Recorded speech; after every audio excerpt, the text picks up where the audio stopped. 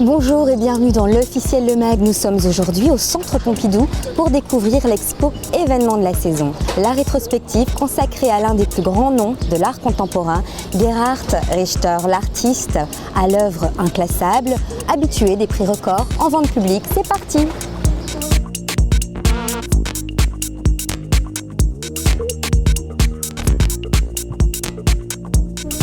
Madame Morino, bonjour. Bonjour.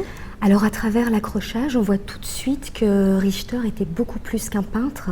Comment définiriez-vous son travail ? C'est quelqu'un qui défend la peinture dans plein de médiums différents, à la fois donc des tableaux classiques, mais aussi des sculptures à partir de verre, et aussi tout récemment des nouvelles techniques comme l'impression digitale à partir d'images travaillées sur ordinateur. Alors Richter n'a pas un style, mais des styles. Il passe de l'abstraction à la figuration, de la peinture à la photographie. Comment avez-vous sélectionné les œuvres présentées ? Alors il a effectivement plusieurs styles apparemment, mais en fait tout part d'un même cœur, qui est la manière dont la peinture va pouvoir se battre contre la photographie. Ceci, il le fait en partant au début des années 60, en reproduisant des photographies en peinture, et puis il va passer peu à peu à l'abstraction avec des étapes un peu intermédiaires qui sont des photographies de ses propres tableaux abstraits agrandis et projetés sur le mur.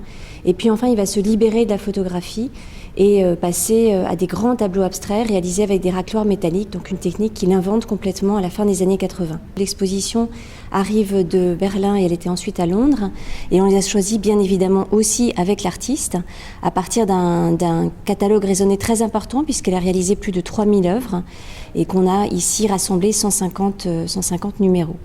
Alors une dernière question, merci. Pourquoi Richter est-il si populaire ? Comment expliquez-vous son succès ? Écoutez, il est considéré aujourd'hui comme un des grands artistes, un des grands peintres vivants. Je crois qu'on voit ici dans l'exposition la diversité, la complexité de son travail. Il se renouvelle sans cesse, presque tous les 5 ou 10 ans.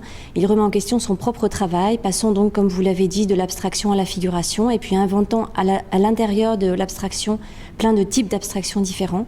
Donc c'est quelqu'un qui a une créativité étonnante et qui vient de fêter il y a quelques jours ses 80 ans. C'est la fin de votre émission. Nous souhaitons un très heureux anniversaire à la star allemande qui fête ses 80 ans. Ce large panorama couvrant 5 décennies de création est à découvrir à Beaubourg jusqu'au 23 septembre. Belle semaine à tous. Au revoir.